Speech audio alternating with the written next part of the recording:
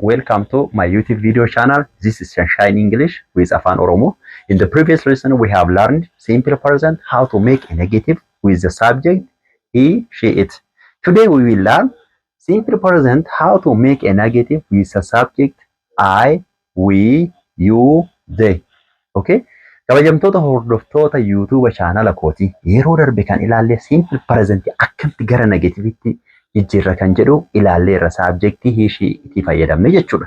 Har'a kan ilaallu subjectii keenya I, we, you, they fayyadamne akkamitti gara negativaatti jijjiirra kan jedhu ilaallaa jechuudha. Waan tokko akkas hin taane akkas hin goone kan jedhu waliin ilaalla jechuudha gabaabumatti. Be with me. So subject, our subject I, we, you, they, plus don't or do not plus V1 plus object. Our form subject plus do not, don't, or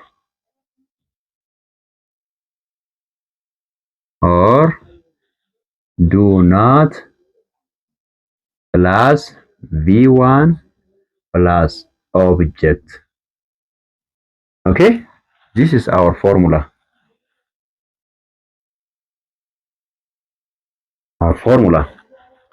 Okay, formula keenya haala kanaan barreeffanna jechuudha. Subjectii keenya I, we, you, they fayyadamne irratti do not, don't yookaan do not irratti eda'uu V1 eda'uu objectii jennaan jechuudha. V1 dha achitti kan dhufu yeroo hundumaayyuu objectii ta'a jechuudha. Okay, hin dagatinaa. Asirratti formii keenya yookaan structurein isaa haala kanaan barreeffama. Subject inni jennuuni I, we, you, they kan jennuun kuni subject jedhama. Asirratti eda'uu don't yookaan do not negativeatti jijjiirraa jechuudha. Yookaan don't yookaan do not gaafa jennu wantichi kun negative jechuudha. Do not akkas miti kan jedhu agarsiisaa jechuudha. Eda'uu base verb yookaan verb waanii eda'uu object jennaan jechuudha. Fakkeenya wajjin ni ilaalla. Example I don't speak French. Okay, I don't speak French, which means ani afaan French hin haasa'u jechaan jira jechuudha. Ani French hin haasa'u jechaan jira jechuudha. Asirratti verbiin keenya isa kami gaafa jennee ilaallu verbiin keenya base verb yookaan V1 kan jennu isa kana jechuudha. Isa kana kan homaayyuu ofirratti hin daballe V1 kan jennuun isa kana jechuudha. Speak kan jedhu root verb yookaan base verb kan jennuun kuni homaa hin dabalatu jechuudha. Dhuma karraan sanatti S hin dabalatu, ES hin dabalatu, ED yookaan wanta biraa kan hin dabalanne kuni maal jedhama? V1 jennaan jechuudha. Okay?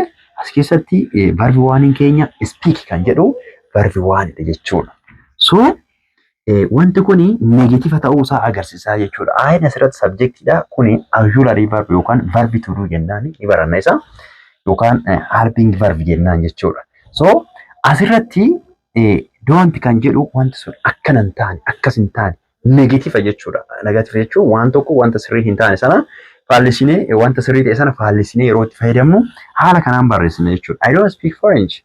I don't speak Amharic. I don't speak Oromic. I don't speak any language. You can use any language. So here our base verb is speak. Okay? B1 in Kenya speak kan jedhu verb 1 yookaan main verb yookaan root verb kan jennuuni isa kana jechuudha. Okay? Kuni object yeroo hundumaayyuu verbii keenyaan achitti aanee kan dhufu object ta'a jechuudha hima kana keessatti. Okay? It can be another thing. Waan biraallee waan barbaade ta'uu danda'a. Inni garuu maalidha? Objectidha. Okay? Kuni subjectidha. Kuni auxiliary verb jennaani yookaan verb to do jennaani. Verb to do negative kan ta'e jechuudha kun. Jennaani inni kun base verb keenya inni kun objectidha jechuudha. Let me give you another example. Fakkeenya biraa isinitti haa dabalu. Fakkeenya biraa another example. We don't swim the river. The river. Okay? In this sentence, swim kan jedhu hima kana keessatti swim kan jedhu base verbii keenya jechuudha. Swim kan jedhu base verbii keenya yookaan verbi waanii keenya jechuudha. River, the river kan jedhu maalidha? Objectii keenya jechuudha. We subjectii keenya. We is our subject. Okay? Inni kun subjectii keenya. Inni kun immoo V1 keenya. Inni kun immoo objectiidha jechuudha. Okay? Object. The river kan jedhu kuni objectiidha jechuudha. Okay? The kan jedhu articleidha for noun things wanta beekamaadhaaf kan itti fayyadamnu article zaadha jechuudha. Waa'ee article guyyaa biraa ni baranna. Okay? Isa kan haala kanaan itti fayyadamna jechuudha. We don't swim. We don't swim the river. Nuti laga hin daaknu jechaan jira jechuudha. Another example. Fakkeenya biraa itti dabala. You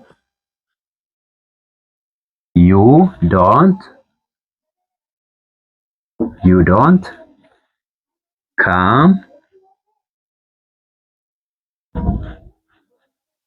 early. Asirratti you don't come early. Ati ganamaanii yookaan yeroodhaan yookaan dursitee hin dhufne jechaan jira jechuudha. So asirratti come kan jedhu V1 keenya jechuudha. Verbi 1 keenya. Early kan jedhu gamanaan kan jiru kuni verbiidhaan achi kan jiru kun objectidha. You kan jedhu kun immoo subjectii keenya jechuudha. Okay? Subjectii keenya kun immoo base verbii keenya jechuudha. Okay? Asirratti wanti gaafii isinitti ta'e yoo jiraate na gaafachuu dandeessu. If I have any question you can ask me. Addis. You understand this? Yeah, but I have some question here. Okay. Previously we have seen that if our subject is other than this one, Okay. I think we use does. Yeah. What the problem if we use does with such subject? Okay.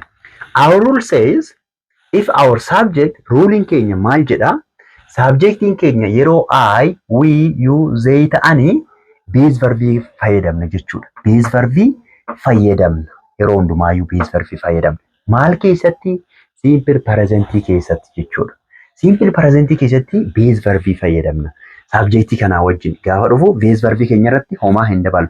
Garuu subjectiin kun gaafa jijjiiramu, subjectiin kun fakkeenyaaf asirratti he, she, it gaafa ta'u base verbii keenya irratti s daballa. Fakkeenyaaf asirratti si fudhadha. Let me give you another example with the subject he, she, it. Okay? For example, asirratti dhufe he, she, it. Kuni subjectii keenya jechuudha. Subjectiin keenya yeroo kana ta'u simple present gara positivetti gaafa jijjiirru verbi s fayyadamna. VS fayyadamna. Verbi s jechuun main verbii irratti s jechuudha. Fakkeenyaaf he speaks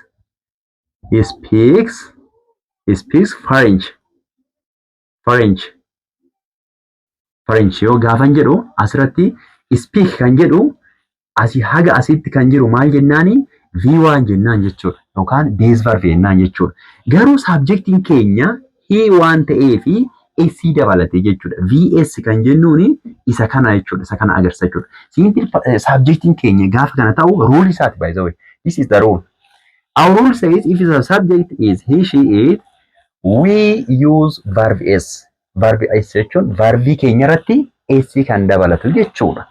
Garuu subjectiin keenya gaafa kana ta'u subjectiin keenya I kun gara positifaati. Negatiiva gaafa ta'u subjectuma kanaan negatiiva gaafa ta'u whatever verbiin keenya hin jijjiiramu. Subjectiin kanaan plus doesn't or does not naatii gaafa ta'u maalidha? Base verbiin keenya hin jijjiiramu. V1 fayyadamna jechuudha. Fakkeenyaaf he doesn't speak French. jenna malee he doesn't speak hin jennu. Asitti maaltu nu daangessa? Negatiiva ta'uu isaattu nu daangessa jechuudha. Asitti negatiiva waan ta'eef asitti V1 fayyadamna. Asirratti base verb fayyadamna. Because of what? There is a negative. Isa kanatu faallisa jechuudha. Yeroo negatiivii ta'u base verb keenya irratti homaa hin daballu jechuudha. Garuu gaafa affirmative ta'u yookaan positive ta'u base verb keenya. Okay, you can ask me your question. Gaafii na gaafachuu dandeessa, na gaafadhu waan siin galle. Okay.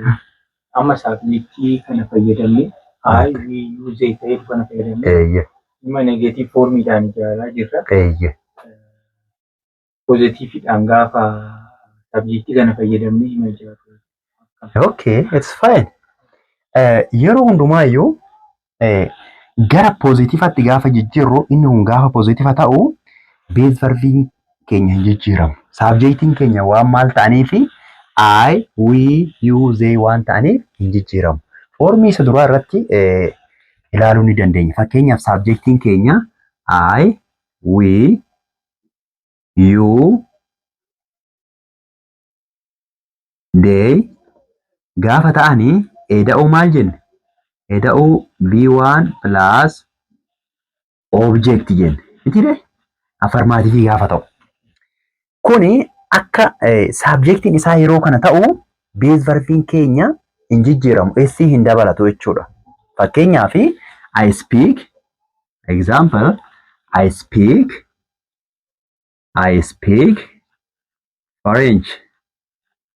French. Okay? Asirratti base verbii keenya akkuma jirutti fudhanna jechuudha. Sababbiin isaa subjectiin keenya kana waan ta'eef jechuudha. Garuu gaafa subjectiin kun jijjiiramu he, she, it gaafa ta'u asirratti SC daballa. Base verbii keenya irratti SC daballa jechuudha. Garuu subjectiin keenya haala kanaan gaafa dhufu base verbii keenya irratti homaa hin daballu jechuudha. Yoo maal ta'e? Yoo affirmative ta'e. Yoo affirmativeis ta'e, yoo negativeis ta'e hin daballu homaa base verbii keenya akkuma jirutti fudhanna jechuudha. Okay? Haa ta'u malee subjectiin keenya gaafa he, she, it ta'anii affirmative gaafa ta'u SC dabala. Negative gaafa ta'u garuu affirmativeis gaafa ta'u negative ta'ee subjectiin keenya he, she, it gaafa ta'u base verbii keenya irratti homaa hin daballu jechuudha. Base verbii keenya akkuma jirutti fudhanna jechuudha. Okay? Do you understand? Yeah. If you don't understand, you can ask me. I will explain for you with another example. Okay, you will come. So here, I think you understand. Let me give you one more example with they. They don't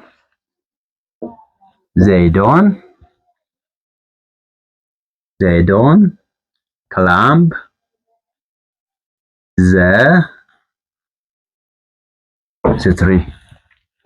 Isaan muka hin koranii yookaan hin yaaban jechaan jira jechuudha. Muka hin koranii yookaan muka hin yaaban jechaan jira jechuudha. As keessatti climb kan jedhu base verbii keenya yookaan V1 keenya jechuudha. So inni kun objectidha. Gamana kan jiran kuni objectidha. Zayn subjectii keenya. Inni kun immoo base verbidha jechuudha. Okay? They don't climb a tree. They don't come to school. They don't go to school. They don't whatever you can say.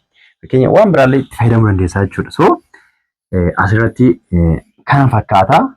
If you have any question or any suggestion, you can ask me. Okay? Okay. It's clear? Yeah. Right. Thank you. So if you have any question or any suggestion, let me know in the comment below. You can ask me what you want. I will teach you this in detail. Okay? So thank you for watching me, and I will continue with another lesson for the next time. Have a nice time. Bye bye.